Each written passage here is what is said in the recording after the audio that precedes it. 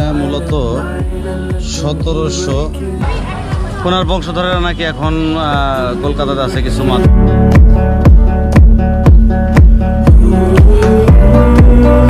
আমরা এই তো সবাই মিলে এখন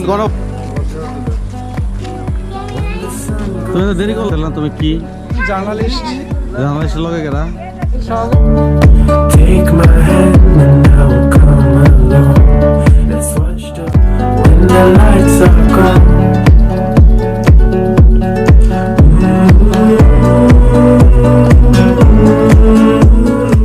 হ্যাঁ, এটা তো মেইন প্যালেস, সামনেরটা মেইন প্যালেস, এটা ব্যাক সাইড।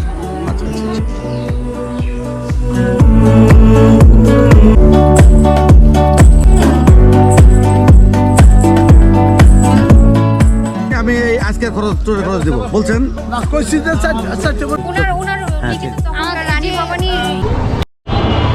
তো ব্যাপারটা হলো যে এই দোকান, এটা হলো মৌচাক মিষ্টান্ন ভাণ্ডার।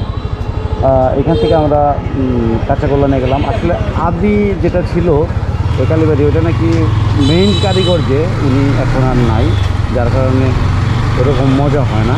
তো এটা খাইছি আমি, এটা দামও বেশি মৌচাকের, তারপরে আমরা এখান থেকে নিলাম। ভালো লাগছে এটা। চলেন যাই, কোথায় যাই? নাটোর শহর। আমরা এখন নাটোর শহরের মাঝে ঘুরতেছি, একটা জায়গায় যাব। গণভবনে যাওয়ার ইচ্ছা আছে, যদি খোলা থাকে তো ঢুকতে পারবো, আর খোলা না থাকলে বার থেকে দেখবো। ওটা নাকি গেটে অনেক সুন্দর, তাই ওইখানে। ওকে চলেন, লেটস গো নাটোর গণভবন। নাটোরের মতো জায়গায় এত সুন্দর একটা প্রতিষ্ঠান, অন্যরকম একটা ব্যাপার।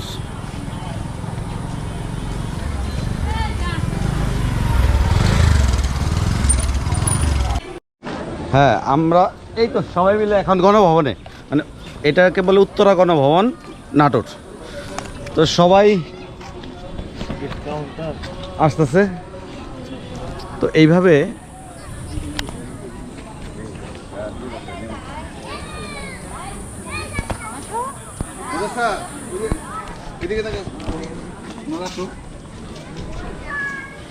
কনস্টেবল যত ফাঁকে থাকে ততই ভালো।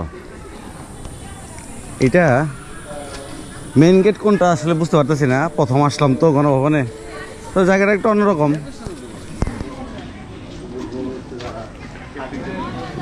মূল প্রাসাদ।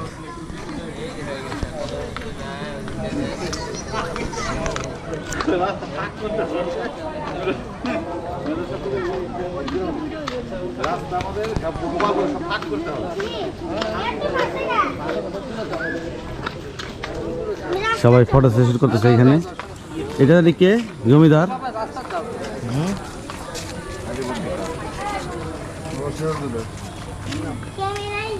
তুমি তো দেরি করলা কেন?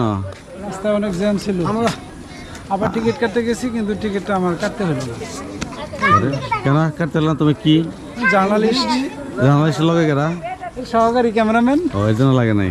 আচ্ছা, ওকে। আমরা গণভবনে প্রবেশ করছি, জাস্ট কিছু অংশ আপনাদেরকে দেখা যাচ্ছে ঘুরে ঘুরে।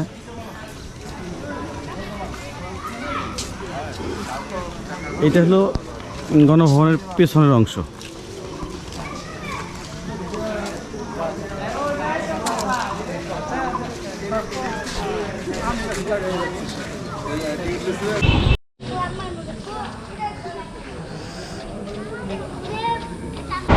ওইটা না, আপনি শুধু আমাকে বলেন যে দেখেন আমাদের মেজর সাহেব আর হচ্ছে আমাদের যে সুবেদার সাহেব আসবে।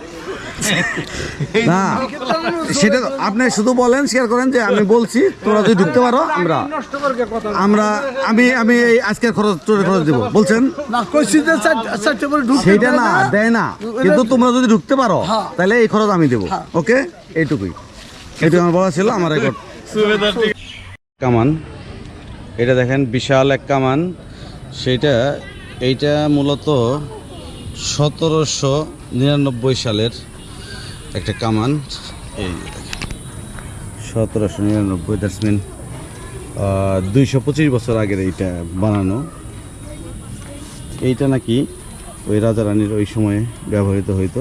এটার মধ্যে আরও যন্ত্রাংশ হয়তো ছিল, এখন নাই।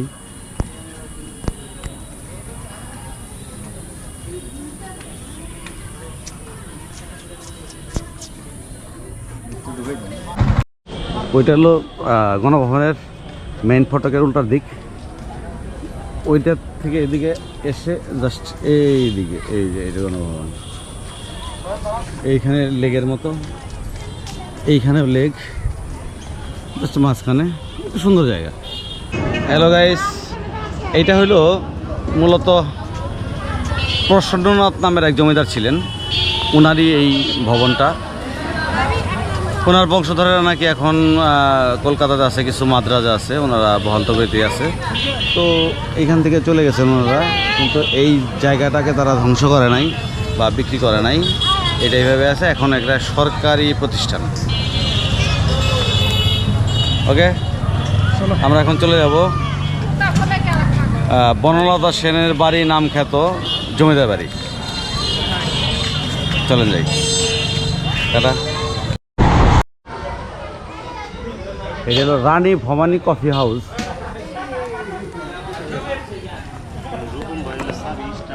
নাটোর রাজবাড়ি, এইটাই বনলতা সেনের বাড়ি খ্যাত সেই বাড়ি। এটা হলো রানীমহল, এই যে সাইনবোর্ড। তো এইখানে জাস্ট এই মহলের রাজার রানী থাকতো।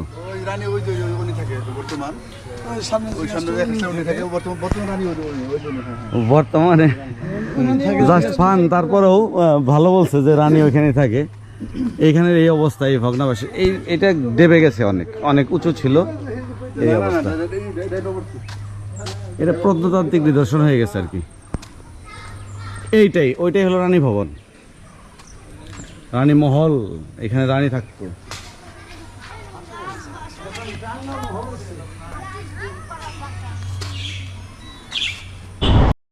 এইটা দেখেন, এখানে একটা মন্দির অনেক নিচু হয়ে গেছে, এখানে একটা মন্দির, এখানে একটা মন্দির, এখানে মন্দির। এটাকে বলে মূলত চতুষ্কোণা মন্দির, তাই তো নাকি? চতুষ্কোণা মন্দির বলে। আচ্ছা, উনি বলতেছেন চতুষ্কোণা মন্দির। আপনি আর যা লাগবো না।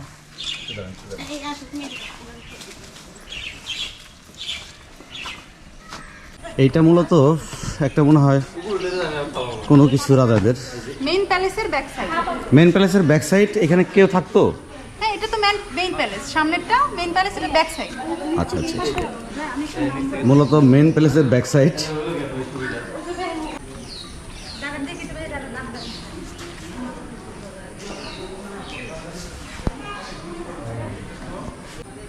আসলে এখানে বনলতা সেন নামে কেউ থাকতো? জি না, কখনোই থাকতো না, এটা কবির কল্পনা শুধু।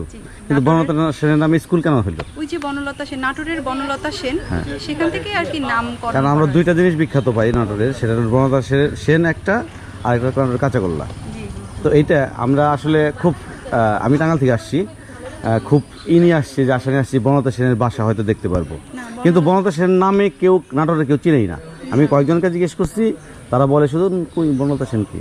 না না, বনলতা সেন, এই যে আমি বনলতা সেন, উনি বনলতা সেন, উনি বনলতা সেন, আমরা যারা নাটোরে আছি আমরা সবাই বনলতা সেন। কারণ নাটোর থেকে ফিরতেছিল ট্রেনের মধ্যে করে, তখন ওই সময় একজন বনলতা সেন নামের, এটা হচ্ছে না, ওই সময় বনলতা সেন নামে না, রাজবাড়িতে এসে যে রাজবাড়ির বিভিন্ন জিনিস দেখে তার এতটাই ভালো লাগছে, মুগ্ধ হয়ে নাটোরের যে প্রকৃতি প্রেম থেকেই তিনি বনলতা সেন নামে। এটা হচ্ছে, আপনি যদি কখনো আকবর আলী খানের যে নাটোরের বনলতা সেনের যে বইটা আছে, এটা পড়লে বিষয়টা আরো বেশি ক্লিয়ার হবে।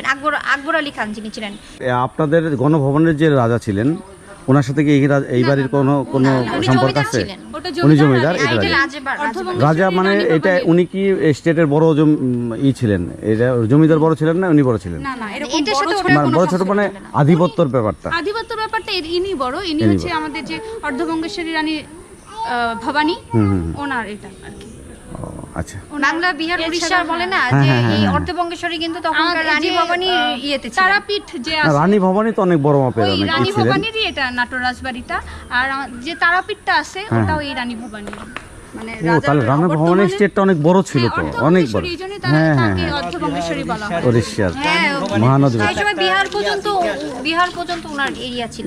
আধিপত্য ছিল। রানী ভবানী এখানকার যে রানী ছিলেন উনি সবচেয়ে আধিপত্যটা বিস্তার করছে, রাজারা এতটা নাম করতে পারে নাই যতটা রানী রানী ভবানী ভবানী আসলে করতে উনি পারছে। ভবানী হচ্ছে বউ ছিলেন। হ্যাঁ বউ ছিলেন। তো ওনারই পরে ওনার নামেই সবকিছু আর কি, ওনাকেই অর্ধবঙ্গেশ্বরী বলা হয়। তারপর আপনাদের অনেক ধন্যবাদ, কারণ আপনাদের কাছ থেকে আমি এই নাটক সম্পর্কে অনেক কিছু জানতে পারলাম, যেটা অনেকেই বলতে পারে নাই। আমি অনেককেই জিজ্ঞেস করছি, কেউ বলতে পারে নাই। তো ওনাদেরকে আমার চ্যানেলের পক্ষ থেকে স্পেশালি থ্যাঙ্কস।